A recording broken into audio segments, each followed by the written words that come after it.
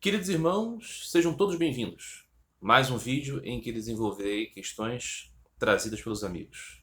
Os amigos que entram em contato comigo, comentando vídeos como esse. E esses comentários suscitam novos vídeos, tá bom? Então, aqueles amigos que quiserem participar desse tipo de elaboração, comentem esse vídeo, que certamente o comentário se transformará em algum tipo de pegada aqui para uma nova postagem. Tá legal? Estamos aqui nos vídeos finais desse ano de 2022. Ano 2023 eu pretendo fazer algumas reformulações na maneira como interajo aqui com os amigos, mas de todo modo essa interação sempre será, né, um elemento importante aqui dessas postagens. Tá certo, meus amigos? Vamos lá, a primeira questão de hoje, então. Uma pergunta de um amigo. Por que o que Sri Ramakrishna disse é importante? Melhor dizendo, por qual razão é importante compreender o que Ramakrishna, Jesus, Sri Ramanuja acreditavam? Não poderiam ser apenas a opinião deles? Muito bem. Certamente, né, a consideração a respeito da importância dos ditos de Sri Ramakrishna, de Sri Saradadevi, Swami Vivekananda, do Senhor Jesus, da tradição que sustenta, não é? A transmissão desse ensinamento, os ditos do Buda, os ditos de Maomé, os ditos do Guru Nanak, a interpretação dos professores espirituais ao longo desse tempo tem importância se nós consideramos que essas pessoas têm sabedoria, mas sobretudo se elas têm uma autoridade autêntica para falar do tema espiritual. E essa autoridade autêntica advém de suas realizações espirituais. Então, quando alguém considera, por exemplo, assim, Sri Ramakrishna acreditava no quê? Ele era Advaita ou ele era Vishishta Advaita? Ele era dualista ou ele era não dualista?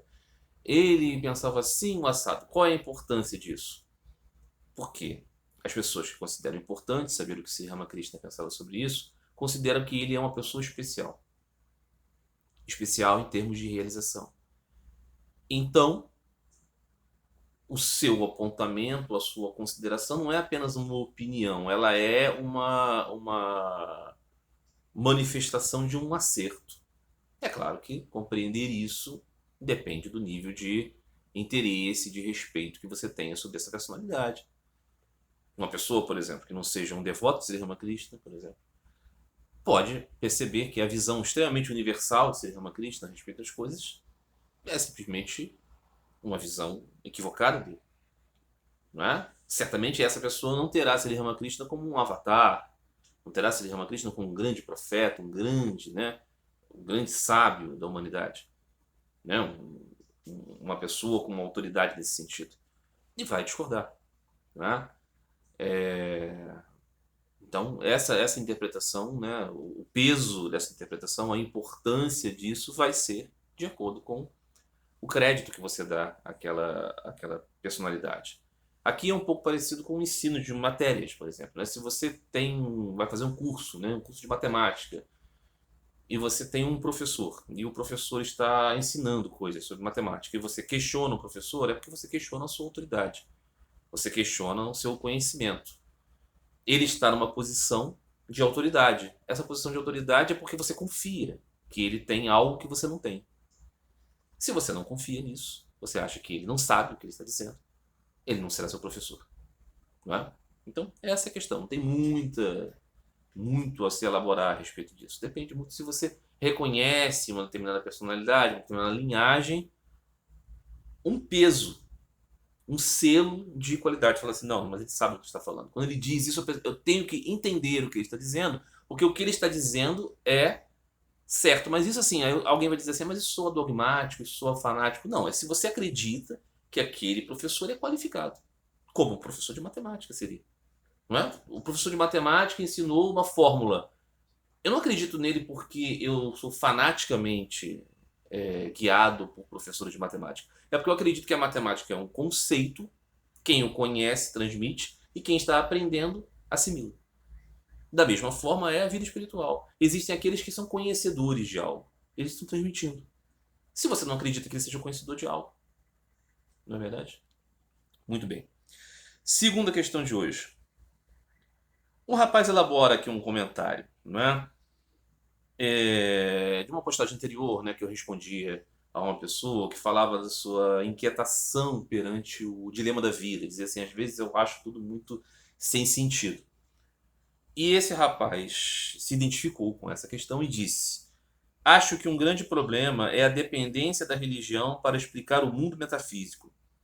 Existem vários autores que tratam sobre o tema e particularmente me satisfazem mais, como a teoria hegeliana sobre a concepção de Deus e por que as coisas existem. Muito bem. Aí ele diz que ainda volta aqui no canal, independente dessa posição dele, porque ele gosta daqui. Muito bem. Legal. Seja muito bem-vindo, continue vindo. De fato, alguma coisa deve atraí-lo. Do problema de tratar das questões metafísicas, além do físico, com a linguagem religiosa, é porque justamente as religiões se propõem a falar do que está além do físico. Então não é uma questão, né? Talvez a confusão aqui seja com teologia, fixação em uma teologia, dogmatização.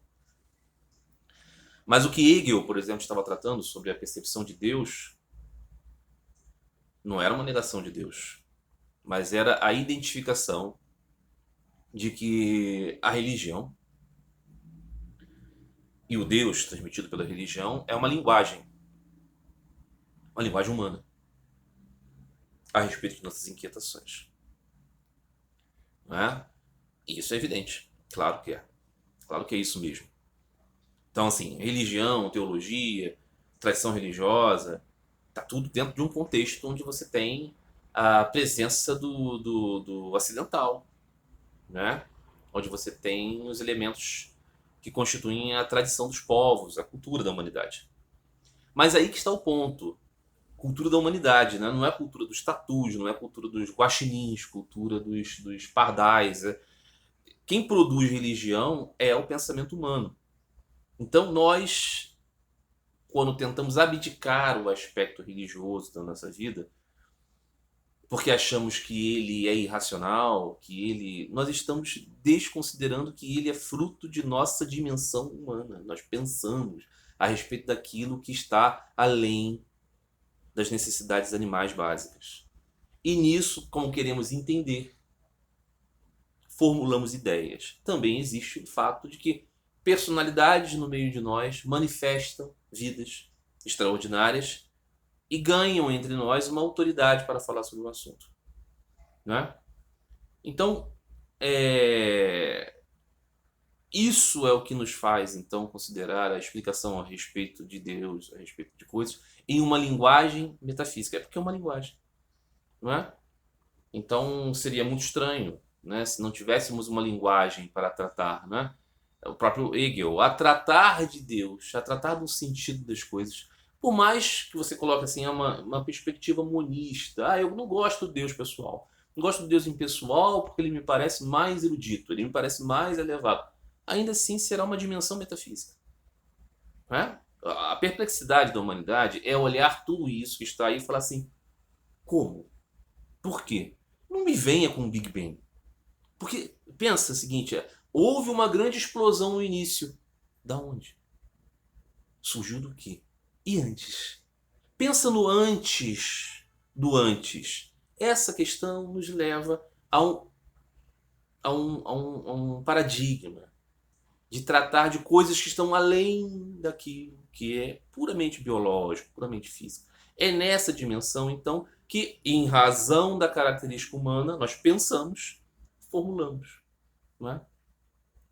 Então, é claro que você tem, né, as dogmatizações da religião exterior exotérica, elas podem muitas vezes parecer pesadas demais, desnecessárias e como imposição serem um problema. Mas a ideia em si do metafísico, ela necessariamente vai ter essa linguagem diferente, não é? Do sentido das coisas. Muito bem. Terceira questão de hoje. As últimas notícias sobre a guerra na Ucrânia dizem que o governo ucraniano está pensando em proibir a atuação da Igreja Ucraniana do Patriarcado de Moscou. Em que pé isso está e como você vê essa situação? É correto, ao seu ver, a proibição da atuação desta igreja? Não estou exatamente agora, nesse exato momento aqui, atualizado, né, das últimas circunstâncias, mas o que parece, o equivalente lá à Câmara dos Deputados, ao Congresso ucraniano, né, havia um movimento nesse sentido de entender que a Igreja Ortodoxa ucraniana, que na verdade é a Igreja Russa na Ucrânia, né, a igreja que está sob liderança do metropolita Onofre, é, ela é uma entidade, né, uma entidade, uma quinta coluna, uma entidade russa dentro da Ucrânia, e por isso ela não pode estar na Ucrânia nesse atual momento em que a Rússia está invadindo a Ucrânia, está em guerra. Ao que parece, no primeiro momento isso foi rechaçado, porque poderia criar ainda mais divisões e confusões dentro da Ucrânia, mas ao que parece ganhou força nos últimos tempos essa tendência de fazer com que as propriedades da Igreja da Ucrânia sejam destituídas e que ela, né, tenha os seus direitos ali de atuação confiscados, o que é evidentemente uma postura muito controversa. E no primeiro momento a pergunta é, né, em que pé isso está? Eu acho que isso está em um certo desenvolvimento, é muito complicado de se fazer, mas nem tanto, porque certos, né, edifícios religiosos na Ucrânia, por exemplo, são edifícios do Estado ucraniano mesmo, condição, né, da história da igreja, né, na Rússia, na Ucrânia, né, era tudo uma propriedade do Estado imperial, depois passou tudo a ser uma propriedade do Estado comunista, e depois, então, né, houve ali um acordo de uso. Mas, por exemplo, o grande centro religioso, né, da igreja ucraniana sob liderança russa, né, que é as Lavras de Kiev, né, ela é do Estado ucraniano. E o Estado ucraniano confere à igreja russa na Ucrânia essa primazia, né, ter o seu abade ali, conduzir as coisas. Mas no momento que isso mude, pode ser que seja transferida, por exemplo, para a igreja ucraniana, sob bênção do patriarcado ecumênico, né? Igreja autocéfala da Ucrânia. Isso pode acabar acontecendo. Então, está em andamento essa transformação em virtude do continuar da guerra, né? E de ficar hoje, né, depois de tantos meses de guerra, a percepção de que não é possível mais você manter fidelidades russas dentro da Ucrânia. A ideia de uma igreja ortodoxa ucraniana sob liderança do patriarcado de Moscou é a ideia do mundo russo. Entender que a Ucrânia é parte da Rússia. Ah, mas alguém vai dizer, mas a igreja ortodoxa russa na Ucrânia, sob liderança do metropolita Onofre, já se disse independente do patriarcado de Moscou e desde o início da invasão russa condenou a invasão. Ok. Primeiro ponto é a respeito da sua dita autocefalia autoproclamada. Isso não vale de rigorosamente nada, né? Assim, no primeiro momento, que está sendo dito ali que a igreja russa na Ucrânia falando assim, não, nós não temos nada a ver com esse patriarca Cirilo, nós não estamos separados dele em comunhão, mas nós somos uma outra coisa. A igreja russa não aceitou isso. A igreja russa não conferiu. Então aqui nós temos o início de um cisma. O que muitos entendem que é um cisma só para inglês ver. Na verdade, o patriarcado de Moscou entende claramente que isso é um discurso necessário. Está dizendo assim, não, tá bom, pode falar isso aí, mas ninguém está levando isso a sério. Quando isso acabar, a gente volta a ter o domínio pleno da situação. E as pessoas entendem isso na Ucrânia também. Todo mundo entende e fala assim, não, eles estão fazendo um discurso possível, mas não é verdade. Não são independentes da igreja de Moscou, coisíssima nenhuma. Né? Até ontem, todos estavam na mesma ideologia de mundo russo. Agora, ficou complicado de sustentar esse discurso totalmente. Esse é o primeiro ponto. Né? O segundo ponto é que não há um reconhecimento, né, desta autocefalia por parte das outras igrejas. As igrejas estão olhando e falando assim, algumas delas, né, poucas delas, né, a igreja da Grécia, a igreja de Alexandria, toda a África, a igreja do Chipre e a igreja de Constantinopla reconhecem existir uma igreja autocéfala na Ucrânia. a igreja do metropolita Epifânio. E reconhecem essa igreja como uma parte da igreja russa ali dentro da Ucrânia. Agora, essa igreja russa na Ucrânia se dizendo autocéfala, esse pessoal vai falar assim, não, já tem uma igreja autocéfala na Ucrânia. E o restante da ortodoxia canônica vai olhar para isso e vai falar assim, veja bem, né? Nós acreditamos que o metropolita Onofre é, né, canônico aí na Ucrânia e tudo mais. Nós não temos certeza sobre a outra igreja que o patriarcado de Constantinopla apoiou. Mas a gente não pode dizer que vocês são autocéfalos agora. E o patriarcado de Moscou está olhando para tudo isso, fingindo que não vê, mas na prática dizendo que existe lá na Ucrânia é uma única igreja ucraniana, que é a igreja russa. Então, assim, o que eu considero? Eu considero que a excepcionalidade da situação dá a entender que existe uma situação de guerra, de invasão. É o que parece realmente, né? Complicado você manter organismos de simpatia à Rússia, de ódio ao poder russo, ao mundo russo, na Ucrânia invadida. Mas, de um modo geral, eu acho que, assim, qualquer pessoa, né, minimamente decente, não pode apoiar a proibição da atuação de uma religião, de uma igreja, a não ser que essas pessoas estejam cometendo crimes. Né? Então, assim, o Estado chegar a intervir e tirar os direitos da igreja russa na Ucrânia, eu acho um pouco abusivo. Agora, é preciso entender que, nas atuais circunstâncias, né, as entidades russas na Ucrânia, culturais russas na Ucrânia, são um escárnio. Então, assim, se existem prédios públicos do uso da igreja russa na Ucrânia, que são do Estado ucraniano, faz todo sentido que esse Estado ucraniano diga, não, não, entidades culturais russas aqui não podem ter prédios do Estado ucraniano. Né? Vai se realizar na prática com isso um cerceamento, né, à atividade religiosa por parte do Estado. Mas as circunstâncias aqui parecem que, de certa maneira, legitimam isso. É tudo muito lamentável. Né? E essa situação lamentável da Igreja Ortodoxa na Ucrânia, né, ela demonstra o quanto a ortodoxia é o problema de base fundamental da Igreja Ortodoxa, essa falta da sua espiritualidade, a falta do seu evangelismo, falta da sua verdadeira conexão com alguma coisa espiritual. Né? Tudo uma grande disputa patrimonial. Né? Deveria acontecer. Né? Então, a igreja do metropolita Onofre, a igreja russa na Ucrânia, eles não comemoram o patriarca ecumênico, não comemoram a igreja de Alexandria, não comemoram a igreja de Atenas, não comemoram, né, aquelas igrejas que representam o Monte Athos, por exemplo, a igreja do Chipre. O que eles estão querendo dizer com isso? Estão querendo dizer com isso que apoiam a política do mundo russo do patriarca Cirilo, do Putin. Então, assim, quando você pensa nisso, você fala realmente, né? Existem razões na Ucrânia para ver essa entidade como uma quinta coluna. Né?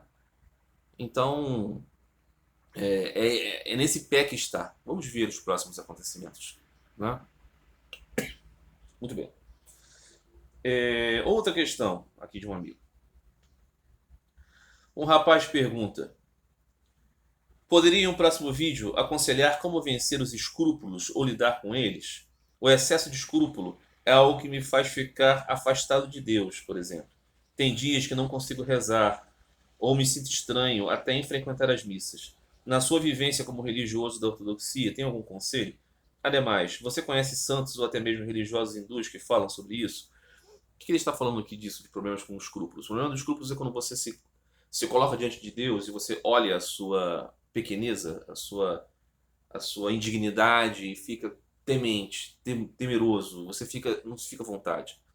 Você então não consegue contemplar, né, Deus, os serviços, os sacerdotes, os sacramentos, o povo, porque você se sente por demais inadequado. Muito bem.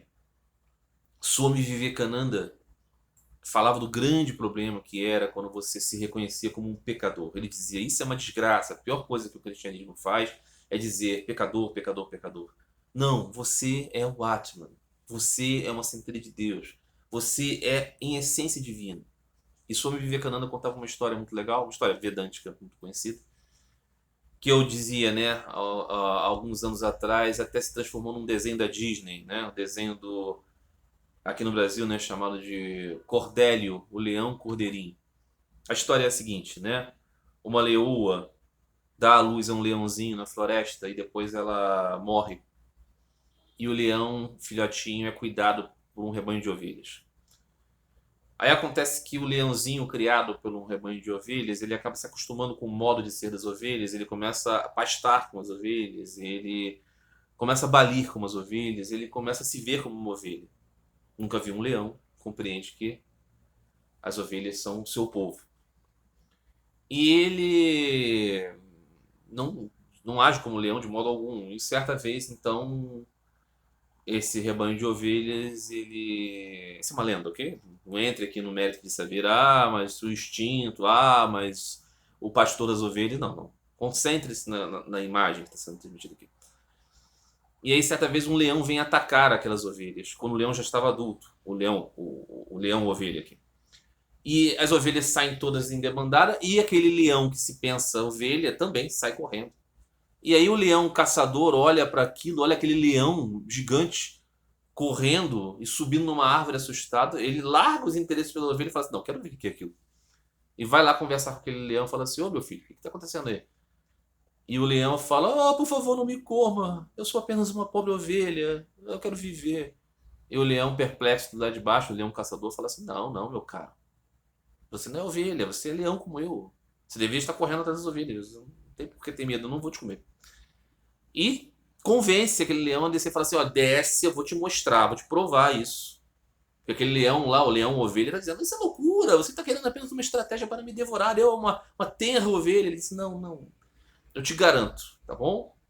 Desce aqui que eu vou te provar que você é um leão. E ele leva o leão, né, depois de muito convencer, até um rio, ele mostra o reflexo do leão no rio, e mostra o dele também e fala assim, viu, nós somos iguais.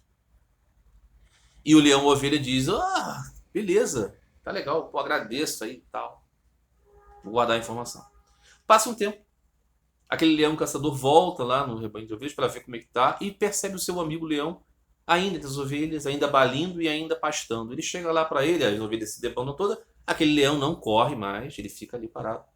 E aquele leão caçador chega para ele e fala: o que aconteceu? Te contei, por que você não comeu essas ovelhas todas ainda, não voltou para sua natureza? Ele diz: porque você me contou a minha verdadeira natureza, eu estou consciente dela, mas eu estou tão acostumado aqui que eu preferi ficar. Muito bem. O moral dessa história é o quê?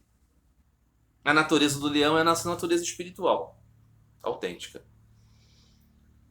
A criação no meio das ovelhas é a existência no mundo dos fenômenos como um ser mortal, como um jiva, como uma criatura que nasce, cresce e morre.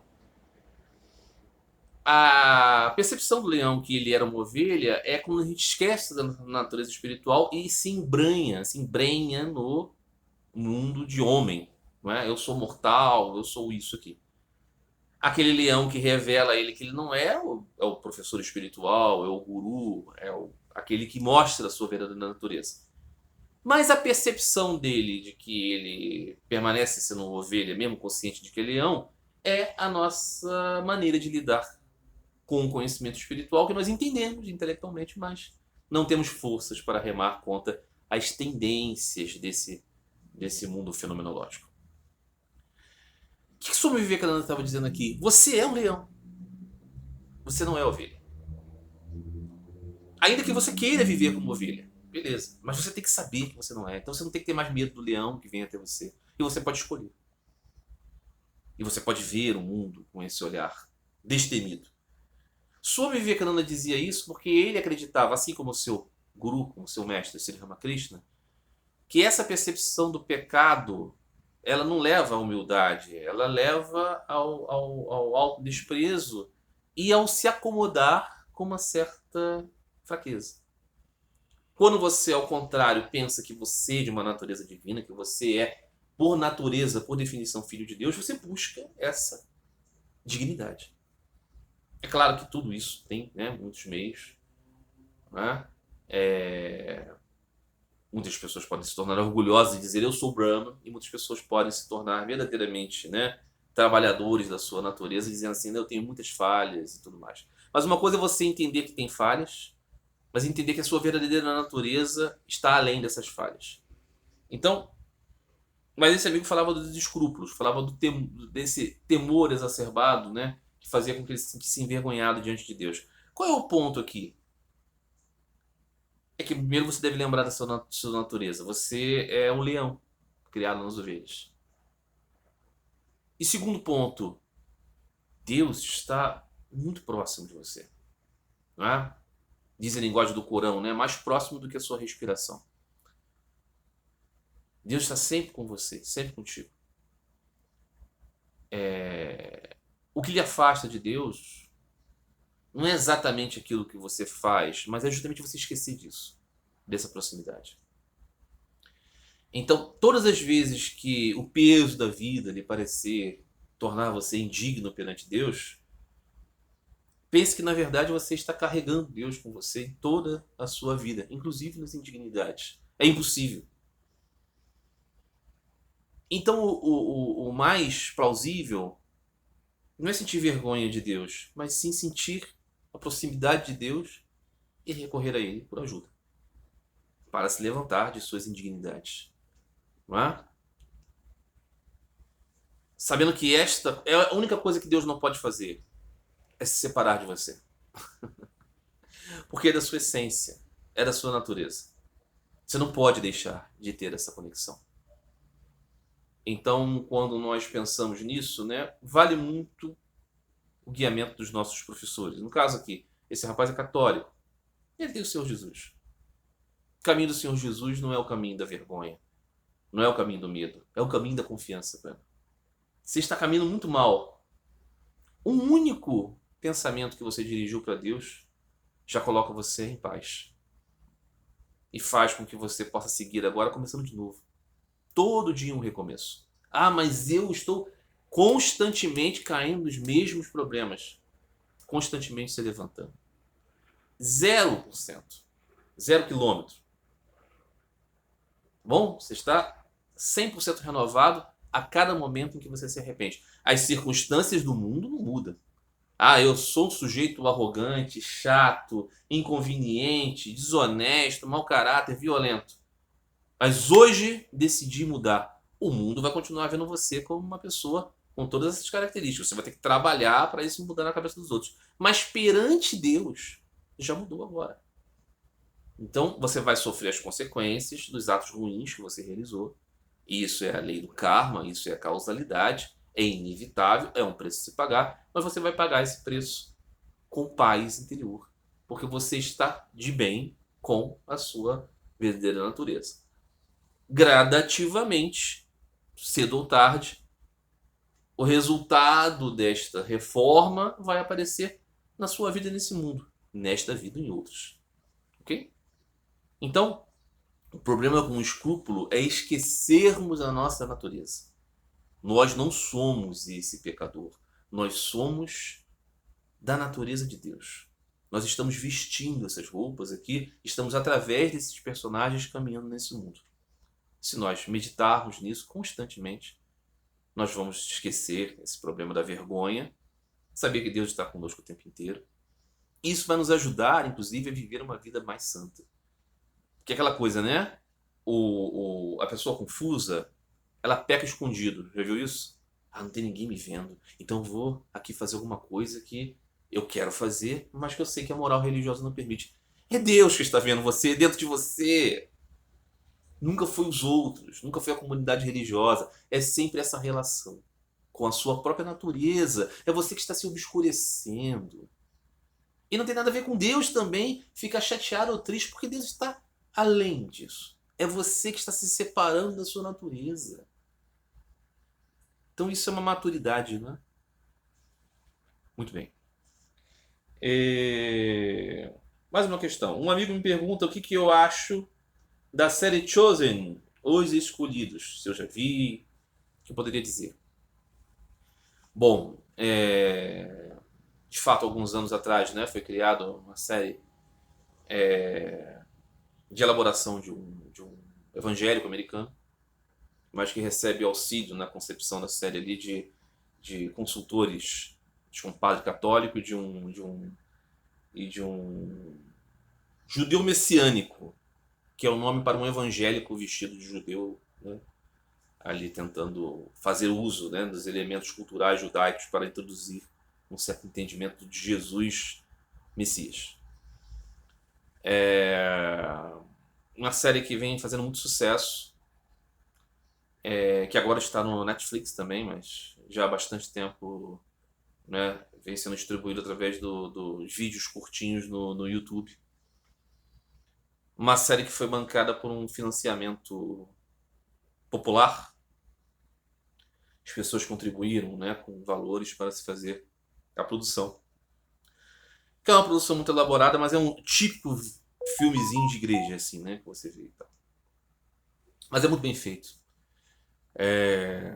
E alguns amigos já me perguntaram sobre isso, alguns amigos já falaram, viram, gostaram, o que você pensa? Eu nunca tinha tido, né, muito contato e vi alguns vídeos no YouTube e depois vi alguns capítulos, confesso que não vi todos ainda, no Netflix. E as minhas impressões, assim, que não são definitivas, porque primeiro nem a série terminou e nem eu terminei de ver o que já existe. O primeiro ponto que me chama muita atenção é a sua marca claramente evangélica, não de evangelho, mas de igrejas evangélicas, de grande ênfase e valorização da cultura judaica. O que é bom, em certo sentido, porque de fato nos faz lembrar que Jesus era um judeu piedoso, inserido no meio dos judeus, falando para os judeus, com interesse sobre coisas judaicas. E um reformador da perspectiva judaica. Nos filmes antigos, né, sobre Cristo, séries e filmes, o ponto de vista primeiro que ignorar um pouco o aspecto judaico de Jesus, ignorar as tradições judaicas e meio que tratar os judeus como vilões da história. Às vezes dividido com os romanos, né, dependendo do ângulo ali, né. Mas assim, você vai ver o filme do Mel Gibson, né, o Mel Gibson, um conhecido antissemita. Ele vai, né, descrever ali os judeus, uma grande vilania dos judeus e tudo mais. Enquanto os filmes assim mais da Metro Goldwyn Mayer do passado, você vai ver uma tentativa de meio que esconder ali o antagonismo entre Jesus e os judeus e transforma tudo numa questão com os romanos, né? Não se sinalizar muito claramente, né, a questão. E evidentemente que todo o tema, né, da narrativa do Evangelho é sobre um problema dentro da família judaica. Jesus é um judeu controverso. E é por isso que ele cria tanto interesse sobre ele por parte de judeus a favor do seu discurso e por judeus contrários ao seu discurso. E no final das contas ele acaba sendo assassinado pelo Estado romano por influência dos judeus que não gostavam dele, ok? E muitos foram, né, que gostavam dele. Então o seriado tratar disso é muito legal, assim. Explica-se que é uma questão evangélica, isso porque os evangélicos, cachorrinho latino, você já sabe desse drama, que é a movimentação aqui do vizinho na porta. Os evangélicos, eles não têm uma tradição, não é uma tradição própria da sua igreja, muito antiga, né? Reforma protestante do século XVI. E os evangélicos, ao contrário dos católicos romanos, dos cristãos ortodoxos, dos ortodoxos não calcedonianos, que vão rememorar a sua tradição como igreja do século IV, do século V, do século VI, ou seja, tem uma robusta história muito antiga e fazem, né, da sua concepção do sagrado da igreja o reconhecimento dessa realização a partir do Concílio de Nicéia, não é? Vão exaltar os grandes nomes desta cristandade romana, não é? São João Crisóstomo, São Basílio, né? Enfim, os grandes santos, São Gregório, né? São Irineu, enfim. Vão falar desta trajetória da igreja como tal, nascente dentro do Império Romano, né? E vão desenvolver então a sua perspectiva sobre tudo daí, dizendo que Jesus criou essa igreja e essa igreja então, né, visível, é a mesma igreja que Jesus criou. Que desde lá existe a mesma linhagem. Então, assim, católicos e ortodoxos vão trabalhar essas meias verdades, né, dizendo que, assim, que a hierarquia católica, a hierarquia ortodoxa advém dos apóstolos de Jesus. É claro que não é verdade. É claro que não é verdade. Os discípulos de Jesus em nenhum momento foram algo parecido com isso, que são os bispos, os patriarcas, os papas. Não, não. Não existia ali esse modelo de sacerdócio, episcopado. Não. Os nomes diácono, presbítero e episcopo significavam outras coisas. Depois, com o tempo, se apropriou esta linguagem para denominar os sacerdotes e religiosos daquele modelo, muito posterior aos tempos de Cristo. Os evangélicos entendem assim, porque não querem tomar para si a herança católica, a herança ortodoxa. Não querem referendar. Querem dizer o seguinte: existiu uma igreja lá em Jesus, fundada por ele, nos seus apóstolos, e depois ela desapareceu pela apostasia e só foi retornar na Reforma Protestante. Então os evangélicos gostam muito de voltar lá na tal igreja primitiva que eles consideram ser o modelo que eles estão realizando hoje. Então o que acontece? O judaísmo de Jesus é o referencial histórico antigo que os evangélicos gostam de cultuar. Por isso você vê, né, menorás no templo, alguns até usam kippá, falam nomes em hebraico. Eles gostam dessa coisa, né? Eles gostam dessa ideia de que eles são como aqueles judeus que aceitaram Jesus lá nos dias de Jesus. Eles gostam de se pensar assim. Então, nisso, eles acham que são mais antigos até, mais tradicionais que católicos e ortodoxos, que são inovadores paganizados, né? Então, é por isso que o seriado tem essa pegada, assim, muito de falar de Jesus, um piedoso judeu. E, de fato, ele era. Ele era um judeu, né? Aí o que acontece? Mas ele faz concessões também aos católicos. Até o presente momento, não há nenhuma menção a Maria tendo outros filhos, né? Que o movimento evangélico moderno, diferente, né, dos reformadores protestantes, né? Lutero acreditava na virgindade perpétua de Maria, né? Os outros pais, grandes pais da Reforma Protestante, acreditavam no mesmo, que Maria tinha sido eternamente virgem. Mas depois, com o tempo, modernamente, e esse, né, o criador da série não é um protestante tradicional, né? É um evangélico moderno, acreditam que é muito importante para eles, no seu antagonismo com os católicos, dizer que Maria teve filhos e tudo mais. O que parece ser mais plausível mesmo com o próprio estudo das escrituras e tudo mais, e consciência do tempo. Mas isso aparentemente não foi destacado ainda. Então existe uma tentativa, né? E reforça-se sacramentalmente certas coisas, né? Dá alusões de que Jesus já estava ali apontando certos elementos sacramentais, como o uso do pão e tudo mais. Uma série de coisas assim. Então tenta fazer ali, né, uma combinação para que agrade os cristãos de modo geral. E tem conseguido atrair bastante pessoas para isso. Usa uma linguagem moderna, né?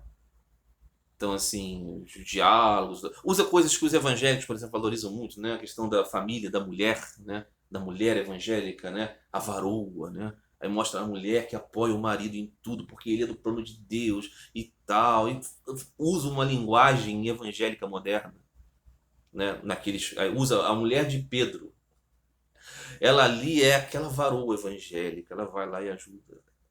Assim, tem essa jogada, né? Essas elaborações, o que é perfeitamente plausível, é perfeitamente compreensível, porque eles criam personagens, criam falas, criam situações que não estão registradas nos evangelhos, naturalmente, porque senão não haveria, né?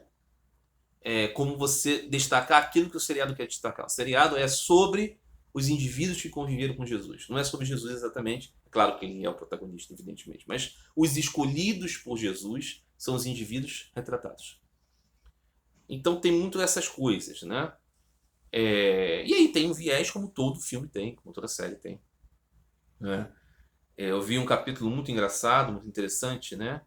Que era um diálogo de Jesus com o João Batista. Jesus falava assim: ó, pessoal, deixa eu falar aqui com o meu primo aqui. E eles vão lá, conversam numa grande frivolidade, uma grande amizade, como se fossem amigos desde sempre, sempre muito colados e tudo mais, e que ambos soubessem muito claramente do plano um do outro. E que João Batista falasse assim: ó, Jesus, desculpa aí, eu tô meio que te pressionando, mas é porque eu quero logo que você faça as coisas acontecerem e tal. Essa é uma orientação que é plausível, mas não está exatamente assim no registro dos evangelhos. No registro dos evangelhos diz que João Batista aponta para Jesus e diz: é ele. Mas que depois existe uma certa desconfiança, que os discípulos de João Batista vão lá querer saber, afinal de contas, se Jesus é ou não é o Messias. Jesus se mostra nos evangelhos, elogia João Batista grandemente, mas diz: João Batista é muito grande aqui, mas no reino dos céus ele é muito pequeno, o que é uma crítica. E no diálogo entre Jesus e João Batista tratado na série, isso de certa maneira aparece. Jesus falando com João Batista assim: olha, você está aí se pegando nesse negócio que o rei tá saindo com a cunhada dele, tudo mais. Essas coisas são erradas e tal, mas essa não é a minha praia. Eu não tô aqui para falar de coisas assim. Isso sempre existiu, eu tô aqui para falar de outras coisas maiores. E João Batista meio que diz assim: ah, não, eu vou chutar o balde mesmo, e vou chutar o balde mesmo porque isso aí vai causar. As pessoas vão gostar muito. Assim, meio frívolo, sabe? Meio como se ele estivesse querendo buscar uma balbúrdia, porque era isso que ele tinha que fazer mesmo, e Jesus tinha que cuidar de tomar o poder e tudo mais. Enfim, é uma linguagem que tenta modernizar as coisas e faz uso, né, dessas inclinações. Né? Não é legal aqui recorrer a uma visão certa da leitura das escrituras. Você pode ter essas leituras. Você poderia compreender que, de fato, se eram próximos, né, Jesus e João Batista, eles poderiam ter sido amigos, poderiam ter conversado. Não é? Você pode ir por esse lado. Não é? Há outras tantas questões, né? Quer dizer, o reconhecimento de todos da divindade de Jesus, de que ele é o Messias e tudo mais, é uma percepção que nos evangelhos não parece tão simples assim, não é? A maneira como as pessoas veem Jesus entre os seus próprios discípulos parece variar um pouco. Mas, de todo modo, o que se entende? Que as licenças poéticas que estão ali presentes e tal, elas são parte de um jogo de construção de qualquer dramaturgia. E, nesse sentido, a própria elaboração dos evangelhos é também isso. Não é? Os evangelhos são construídos décadas depois que Jesus e seus discípulos já tinham desaparecido do mundo, e eles elaboram diálogos, momentos, circunstâncias, também nesse espírito de, através dessas cenas, transmitirem mensagens. Né? Então, assim, a cena dos milagres das bodas de Caná. A série transmite aquilo literalmente. Muitas pessoas entendem que aquilo é um símbolo. Aquilo foi criado pelo Evangelho de João para descrever uma relação entre a antiga Israel, a nova Israel de Jesus. Né? O cristianismo dentro do judaísmo, né? Os odres velhos, o vinho novo. Né? Precisa de odres novos, vinho novo. Né? A mãe que pede para que o filho atue. Né? Israel falando para o cristianismo. As pessoas entendem assim. Isso, como nós sabemos, serve dentro da construção católica e ortodoxa como um grande reforço da autoridade de Maria, como um grande intercessor, o que ela pede o filho atende, né? Os evangélicos já vão levar isso para um outro caminho, né? Muito provavelmente vão orientar isso sobre como Jesus atende os fiéis, de modo geral, vão retirar o protagonismo de Maria aqui, né? Enfim, uma série de coisas. O que nós podemos entender? É que tudo isso se dá a respeito de descrições do Evangelho, o próprio Evangelho, são elaborações com esta pegada do entendimento muito particular e pessoal das pessoas. E não tem problema nenhum sobre isso, né? Jesus aparece ali muito sorridente, muito brincalhão, muito alegre, muito afável, muito expansivo. Assim, de uma linguagem moderna, um modo moderno de se relacionar com as pessoas, as brincadeiras, as coisas todas. É claro que isso também atende a uma, né, condição, né, de levar, né, o entendimento das pessoas para o mundo moderno de hoje. Como seria uma pessoa maravilhosa hoje? Alguém assim. Naqueles dias de Jesus, né, nós tínhamos outros costumes, outras formalidades, mas é certo que Jesus era ali alguém que era um controverso, porque também mexia um pouco com esses paradigmas, parâmetros da época, né? Então, assim, eu estou ainda vendo. Não sou um grande entusiasta, para dizer a verdade. Não é o que me toca o meu coração, que eu vejo assim, aquilo me causa uma grande sensibilidade, não. Talvez anos atrás, se eu tivesse visto essa série, talvez tivesse mais sensível a ela. Hoje em dia, confesso que assisto um pouco mais de uma percepção um pouco mais assim crítica das coisas. Enfim, percebo certas coisas hoje de uma maneira que me faz olhar tudo de um aspecto um pouco menos assim tocado, mas eu entendo que para muitas pessoas possa ser realmente muito um refrigério, né, de maneira de ver. É claro que eu prefiro esse seriado do que A Paixão de Cristo do Mel Gibson, sem dúvida nenhuma. Acho, né? E acho assim um esforço mais coerente do que os antigos, né, Rei dos Reis, né?